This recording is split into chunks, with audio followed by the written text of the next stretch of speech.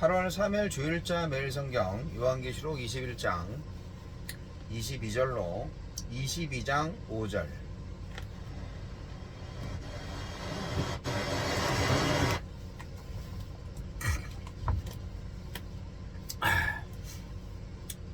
성 안에서 내가 성전을 보지 못하였으니 이는 주 하나님 곧 전능하신 이와 및 어린 양이 그 성전이심이라.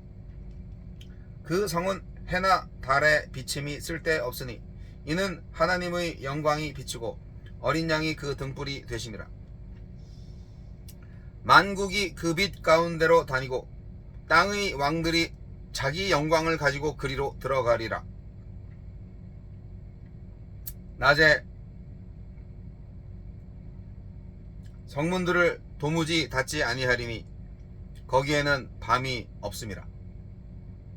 사람들이 만국의 영광과 존귀를 가지고 그리로 들어가겠고 무엇이든지 속된 것이나 가증한 일 또는 거짓말하는 자는 결코 그리로 들어가지 못하되 오직 어린 양의 생명책에 기록된 자들만 들어가리라.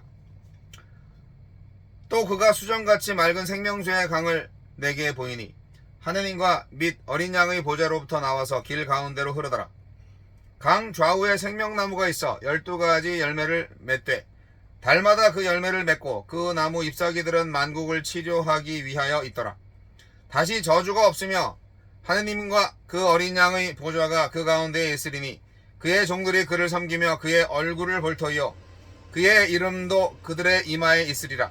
다시 밤이 없겠고 등불과 햇빛이 쓸데없으니 이는 주 하나님이 그들에게 비치심이라. 그들이 세세토록 왕노릇하리로다. 새 에덴의 찬란한 영광. 하나님과 어린 양이 새 예루살렘의 성전이 되십니다. 하나님이 잃어버린 에덴의 영광을 회복하시자 어린 양의 생명책에 기록된 자가 그 영광에 참여합니다. 하나님은 어떤 분입니까? 하나님과 어린 양이 새 예루살렘의 성전이자 영광이 되어 주실 것입니다. 하나님은 자기 백성 가운데 장막을 치시고 해와 달의 빛이 필요 없을 정도로 새 예루살렘을 자신의 임재로 가득 채우실 것입니다. 이처럼 주 안에서 부름받은 새 예루살렘인 교회가 하나님의 영광으로 가득한 그날은 반드시 올 것입니다. 하나님이 친히 세우시고 함께 하셔서 영광을 나타내겠다는 임마누엘의 약속이 나와 우리 공동체 안에 이루어지기를 기도합시다. 생명책에 이름이 기록된 자들을 위해 언제나 성문을 활짝 열어 놓으셨네요. 하나님이 성문이 열려 있다는 것은 누구든지 언제나 그곳으로 자유롭게 출입할 수 있다는 의미입니다. 밤이 없다는 것은 죄의 영향력이 완전히 사라졌음을 의미합니다. 이 모든 것은 완전한 의의 나라에서 어떠한 방해도 없이 하나님과 영원토록 교제와 영광을 누릴 수 있다는 뜻입니다. 그날의 영원한 교제를 기대하며 지금 여기서 교제의 시작인 묵상의 자리로, 교제의 절정인 예배의 자리로 나아갑시다. 새 창조를 통해 잃어버린 에덴의 생명과 영광을 회복하시고 완성하시는 하나님. 새 예루살렘은 에덴처럼 생명으로 충만할 것입니다. 그곳에서 성도는 하나님과 얼굴을 맞대고 교제하며 기쁨으로 하나님과 어린 양을 예배할 것입니다.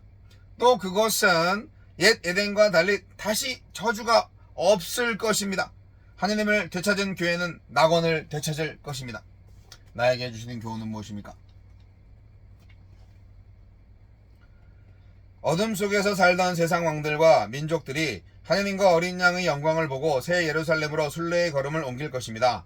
그러나 아무나 새 예루살렘에 들어올 수 있는 것은 아닙니다. 오직 어린 양의 생명책에 이름이 기록된 자만이 들어갈 수 있습니다.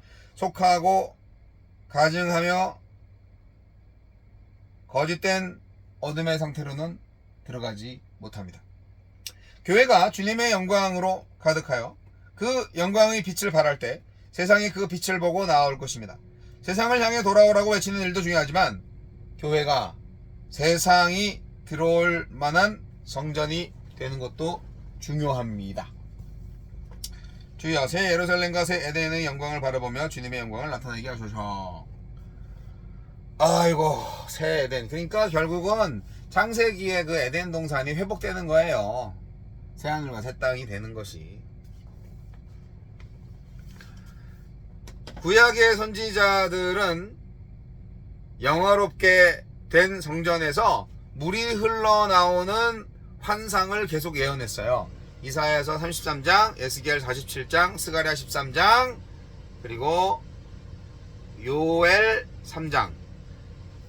성전에서 흘러나오는 물은 인간의 갈증, 인간의 목마름을 해결해 주겠죠.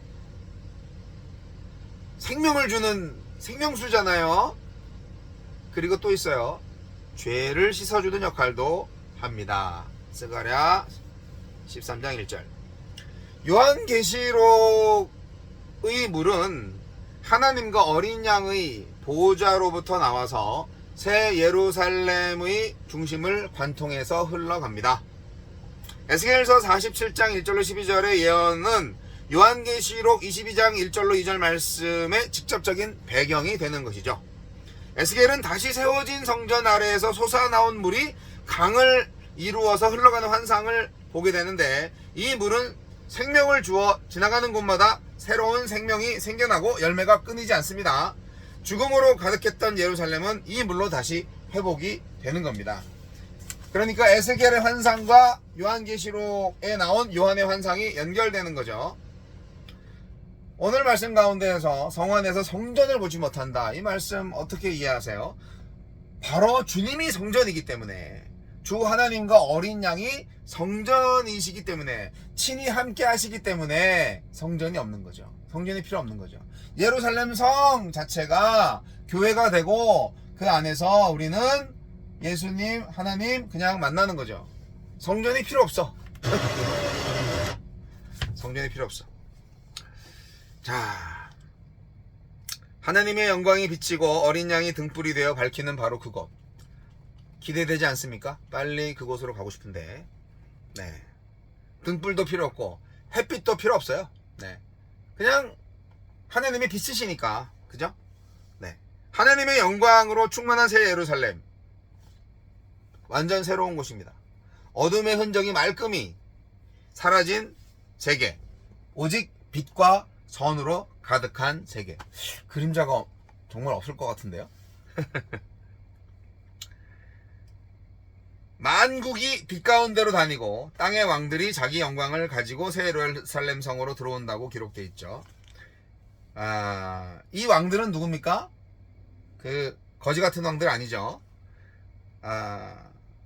음란의 눈으로 바벨론 성을 찾던 바로 그 나쁜 왕들하고는 다르죠. 탐욕의 왕들하고는 완전 달라요. 땅의 왕들 중에서 선한 왕들이 오는 거죠. 선한 사람들만 모여있는 세상은 어떨까? 참, 사람들마다 영광의 모습으로, 존귀한 모습으로 그 성을 왔다리 갔다리 하는 모습들 한번 상상해보면 참 꿈같은데, 여하튼 새 예루살렘에는 생명수 강이 흐르고요, 하나님과 어린 양의 보좌에서 발원해서 길 가운데로 흐릅니다. 에덴에서 흘러나와서 동산을 적시고 갈라져서 네 강으로 흘렀던 그 바로 첫 창조의 회복이 되는 거죠. 에덴 동산이 완성되는 거예요. 다시 회복되는 거예요. 원래부터 있었겠죠. 우리가 글로 가는 것 뿐이지. 저는 그렇게 생각하는데, 우리가 에덴 동산에서 쫓겨났으니까.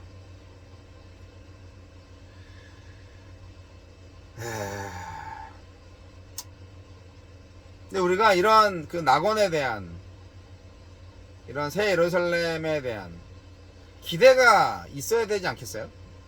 오늘날 교회로 살면서 뭐 살아생전 못 가면 죽어서 가는 거죠. 살아있다가 예수님 보면 바로 가는 거고, 그렇지 않습니까? 어쨌든 요한계시록에 나타난 새 하늘과 새 땅, 반드시 우리가 가야 할 곳입니다.